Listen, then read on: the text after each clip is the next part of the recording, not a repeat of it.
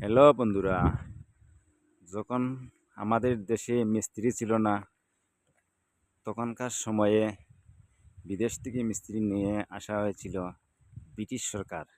তাদের মিস্ত্রি একটা 4 লাইন ব্রিজ বানানোর জন্য কীভাবে কীরকম কাজ করছে ওটা আজকে দেখাবো। একটা ব্রিজ বানাইতে 20 থেকে 25 হাত হয়ে যায়, আর এগুলা দেখো না,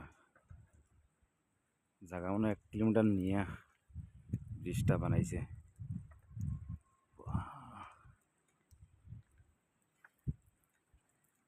দেখতে সুন্দর আছে,